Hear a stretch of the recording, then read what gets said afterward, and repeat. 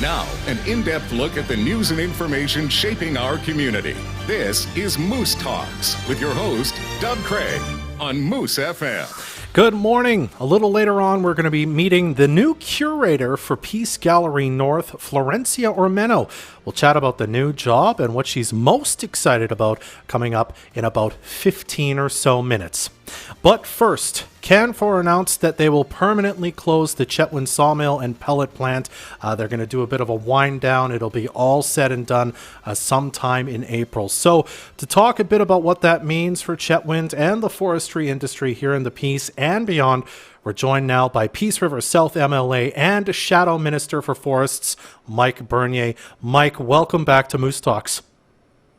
My pleasure for being here. Thanks for having me. Thank you very much for taking some time out of your day. So just in general, I thought we'd talk about the closures in general to start with, because of course we heard Prince George has their pulp mill closing, the Canfor pulp mill. Of course, Houston's mill is closing and going to be retooled, so it'll be opening later with less jobs, I suppose. But Chetwynd closing just in general for Canfor. What do you make of this situation and sort of what's happening in the forestry industry here in BC and the Peace? Yeah, well, I mean, the obvious comment there is it's amazingly hard for a lot of these families who just got this news a couple of days ago. When we look at the Peace region as a whole, I mean, we've seen some of the curtailments and downturn in Taylor. We've seen it now in Chetwynd. I mean, it's right across a lot of rural British Columbia, which is unfortunate to see. And, you know, the announcement we just had now for Canfor in Chetwynd. I think a lot of people, I was out there yesterday, a lot of the families said, you know, they saw it coming. They were hoping it wasn't going to happen. Then there was a lot of talk and a lot of blame put on the provincial government for not stepping in earlier to try to resolve the issues that the company's been talking about, which frankly is access to timber supply. They were saying that if they can't get trees, they can't stay open, and that's basically where things landed, unfortunately. So hard for community, hard for the families, obviously. Yeah, I mean, I can't speak for Houston. I don't know much about them. I know Prince George is a very, a much larger and diverse community. They have lots of different industry there. But Chetwynd is a forestry town. What kind of impact do you know that this is going to have on that community? Just from your time as their MLA, from speaking to the mayor of Chetwynd, Alan Kutry, devastating is the word that comes to mind when we talk about this, right? Well, I think we also need to think of, not just the 170 approximately jobs, family supporting jobs that are being lost, but it's the impact to communities when this happens, because, somebody working at the mill might have a spouse that's a nurse or a spouse that's a teacher. And if they're forced to move away that's the decision, we're not just losing the workers, we're losing the family, we're losing other people who are a big part of our community. We might be losing hockey coaches. The fabric of the community can really be changed, frankly, overnight when something like this happens. And that's, talking to the mayor, that's a big concern. We saw that play out 10, 15 years ago in Tumbler Ridge when the mines originally shut down. Mm-hmm. I guess what I will say, though, is, it's the Peace region. People are passionate of the area. They're vibrant, committed in so many ways to their neighbors and the community. So I know we'll bounce back. I don't want to be doom and gloom, but in the short term, we have to remember this is a huge impact to families. Mm-hmm. I know I've been listening to and reading a lot about this over the past 2 days. And I don't remember where I heard it, but one interview was talking about how there will be essentially some of the work might be passed on to West Fraser, the other major logging company or, wood company in town. It can't be that much. They won't be able to absorb everything, though, I suppose. Like, they might be able to rehire some people, but there's still going to be a lot of people looking for work once this is all said and done, eh? Yeah, and unfortunately, looking at the announcement and talking with people very quickly on this, it's not that a lot of people can move to West Fraser, mm-hmm. but what can happen is now instead of two companies competing for the timber that's out there, the limited timber that they're allowed to access now we'll have one company. So Canfor, thankfully, has committed that the logs that they have and part of their existing tenure will be shared in the region to help West Fraser and others hopefully not have to go into curtailment, and at least help them with a better business case to stay open. So less of that competition, and hopefully that will at least help West Fraser in the long run, because the last thing we want to see is another mill shut down in the region. Mm-hmm. We're going to talk more about that in a second. The announcement that came, I think it was late last week from the government, kind of about the new provincial guidelines on forestry as part of sort of their commitments to Treaty 8 and what that's going to look like going forward. This happens a week later, or less than a week later, actually. How much do you think that played a part in Canfor saying it might just be time to get out of Chetwynd because things aren't going to get better for us? Yeah, I think it's just been continual nails in the coffin for the sector. I don't want to say that the announcement last week with government and Blueberry was the final straw for Canfor. I don't think that would be fair. I would assume that this decision's been coming for a while from their board of directors. But what I'm hearing with the announcement last week and the continual announcements that we've been seeing around the province, around the forestry sector, is the lack of certainty. You know, cut and dry. That's the main issue that these companies have been sharing with me, is if you can't get to timber, if you can't get permits, you can't keep the mill open. And that's just the blunt reality of the economics of these mills. And I think we really need to think about that, because the Peace region, we always talk about being the breadbasket for the province, the resources that we're so fortunate to have up here. But if we can't come to an agreement, if we cannot find a path to actually get to those resources in a sustainable and responsible way, then we're going to see more downturns in our resource sector. So, you know, I'm really, I want to be cautiously optimistic, but I'm also concerned that in the short term, you know, we're going to be seeing more jobs lost until we can find that right path.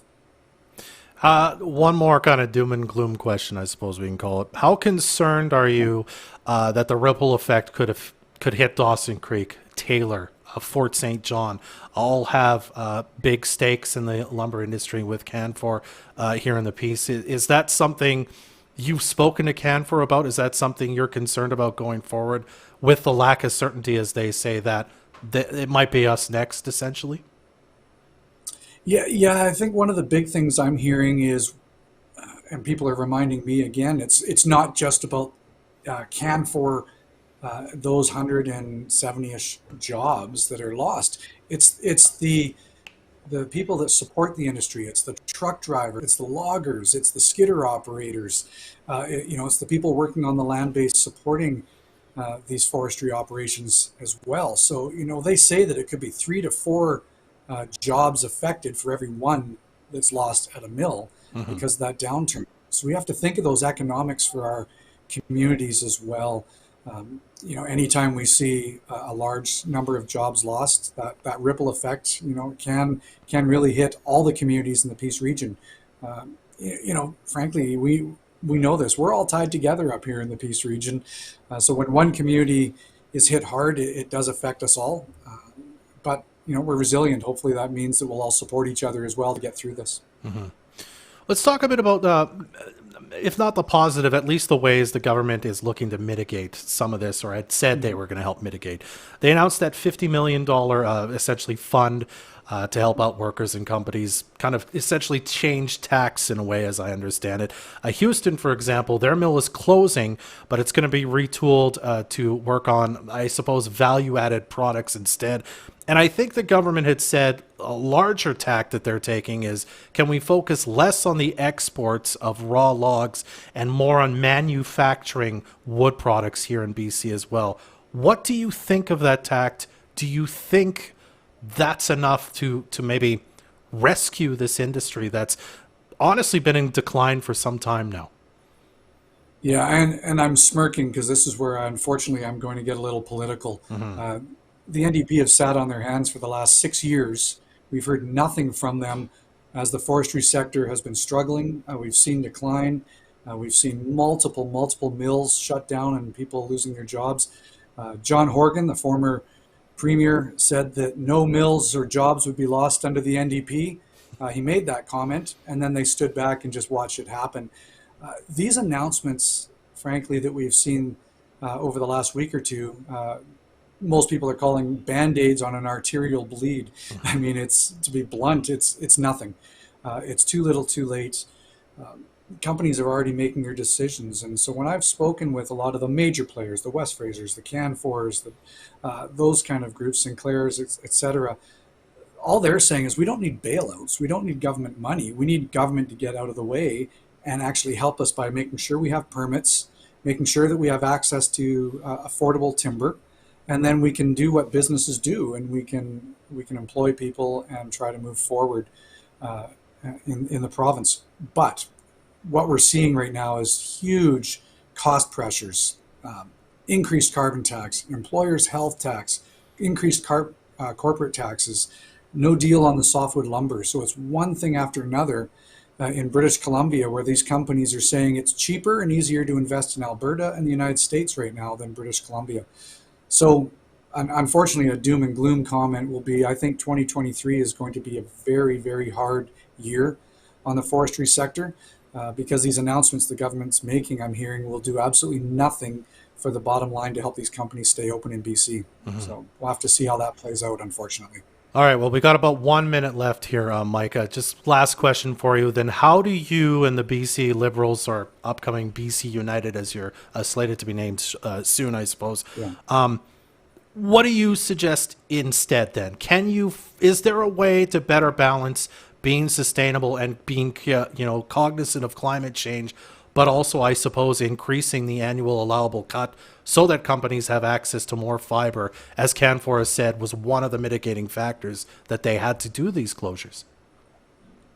Well, I think the big thing is we need to be working with the people on the ground, the people in this sector. I'm hearing that a lot of these companies have been frankly ignored. They've reached out to government for help on getting permits, and some cases not even getting an answer back. We can't operate that way. So we need to be looking again at those cost pressures that these companies are facing, why British Columbia is not an affordable place to invest, or we're going to have more jobs lost. So, we're seeing that play out, and unfortunately our communities and our families are going to be paying the price for this. So I'm going to, as a brand new critic, my job will be to learn as much as I can, get on the ground, figure out where a lot of these pressure points are, and then continually push government to try to fix them. All right, Mike. Well, we really appreciate your time you made for us today. Thank you very much. Yeah, it's my pleasure, and we wish all the families, obviously, the best in these difficult times. Absolutely. That's Mike Bernier, Thanks. the Peace River South MLA and the Shadow Minister for Forests with the BC Liberal Party. We'll be right back to talk to the new curator of the Peace Gallery North right after this. Welcome back to the show. Now, the Peace Gallery North has a brand new curator, and we're meeting her for the first time today on the show. You're going to be seeing lots from her in the coming days, weeks, months. We're glad to be joined on Moose Talks this morning by Florencia Ormeno. Florencia, welcome to Moose Talks, and I guess welcome to Fort St. John. Thank you very much. Oh, I apologize. I turned the wrong microphone on. now we should be able to hear you. Thank you. Thank you so much for making time for us today. I thought we'd start with you telling us a bit about yourself and your background and kind of how you came to be here in Fort St. John. Oh, okay. I thought we were going to talk just about the gallery, but okay. Yes. We want to know you as well, Florencia. I came here, it's been 8 months already. Okay. A little bit more with my husband. Mm-hmm. He's studying and working here, so that's why we're here. I see, okay. And I actually studied architecture, university. Mm-hmm. I majored in arts and architecture, so I wanted something related to it, and I was participating in open studio on Wednesdays I see. at the gallery, and I became very close to the last gallery coordinator, Chetwynd, and now I'm taking over her work since she left, and it's been very fun. Awesome. I really like it. Yeah. What kind of, if you don't mind me asking, what kind of artwork were you doing then, kind of in the opening studio? What's kind of your favorite medium? If you have Okay. So I'm more like an interdisciplinary okay. artist, but I tend to do more prints, like linocuts, that kind of stuff. And lately I've been doing ogling as well. Yeah. So if you've been here 8 months, as you say, obviously in that time, then through Open Studio and other avenues, I imagine you've met a lot of artists and seen a lot of work from around here. What's kind of your general read of the art in Fort St. John? Was it surprising to you that there seems to be so many inspired people here who are inspired to create? Yes, I was really surprised because there's so many young artists as well that are getting to be known more now.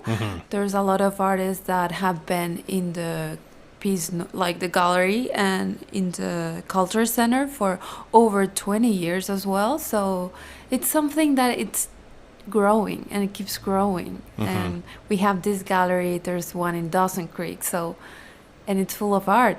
We have so many artists. It's incredible. Yeah. Yeah, I know when I'm a musician, and when I moved to the piece, I was not expecting there to be so many artists here. Yeah. It was a beautiful surprise. So you've taken on this job now, like weeks into it, I suppose, if that. It's been a week Yeah. and a half. Yeah. You're brand spanking new at it. What do you think you're most excited about tackling as the curator of the Peace Gallery North? What's inspiring you to do this? What inspired me now, it's more like, first of all, keeping up with all of it because I have to do as well as the last curator. So she did a lot, and being like having her on the phone like this past week has helped a lot. But probably getting to know more the artists and doing more like publicity, people to know them, because not everyone knows the gallery in Fort St. John. Not everyone goes, and it's a very open space, as like the public library, the cultural center in general, the theater. So yeah. So you would like to reach out to more people to say, hey, if you're an artist, if you paint, if you do all these things in your spare time, if you don't, if you know nothing about art, Or come if see you us, just talk want to to us. support local Yeah. artists. Yeah. Yeah, you want to reach out to everybody who's here, whether they're new to art or they happen to be veterans, I suppose, eh? Yeah, 100%. It's a very, very calm space. It's big enough for everyone, and it's open Tuesday to Saturday from 11 to 5. So I invite everyone to go, pop by, maybe get a birthday card. We have everything in there, or maybe just see the exhibit. Now, you do have, I've written down here an exhibit. I don't know if that's the right term for this, but something new coming up on the 3rd, so next Friday that's opening. Tell us a bit about that. So, so first we have, this is last week for the exhibit of January, and now I'm taking over. So the February exhibit it starts on February 3rd until February 25th. It's the open reception. It's on Friday, February 3rd from 7:30 to 8:30. So the new exhibit is inspired by Elaine Brewer-White. She's a clay artist, and it's presented by the North Peace Potters Guild. Oh, okay. Yeah. And as you know, the North Peace Potters Guild operates a pottery studio here in Fort St. John. So they're very well known, and they do an amazing job. So I'm very excited to see what they bring in. I haven't seen it yet. And every not all the members of North Peace Potters Guild are going to be featured at the exhibition, but I know they're bringing their teen and children classes, like a few projects of them as well. Oh, okay. So we're going to have everything. It's going to be very, very exciting. Okay. Yeah. Do you know, is there a theme involved in it, or is it just kind of an open, like, what you're working on, whatever inspired you? We want everybody to see your work. Yeah. Okay. So the title is inspired by Elaine Brewer-White. Oh, of course. I'm Yeah. sorry. My apologies. You did say that. I see. Yeah. Can you tell us a bit about Elaine, like what that inspiration kind of derives from, if you can? Yeah. So she does like a mixture of a sculpture, functional, and decorative pottery. See. Okay. So you can see stuff like the basic stuff like you see all the time, but most is like a sculptor. I see. I haven't seen all of the work, Okay. but I know they're going to impress us. For Excellent. sure, yes. Okay. In the sign, in the poster with it, there's a few pictures of it, so you have a peek. Okay. And then you said Friday the 3rd, 7:30 to 8:30 is the opening reception? Yeah, everyone Okay. can go. And I know the North Peace Potters Guild are going to be there, their families all the time. I'm going to invite everyone as well, so even you can go. Absolutely. And then again, you said if you can't make the Friday night, it's going to be on display till the end of the month, Whole February. month, So yes, perfect. 100%. Excellent. All right, Florencia. Well, you said that you just wanted to make sure you said a couple things. So if I missed anything, now's your chance.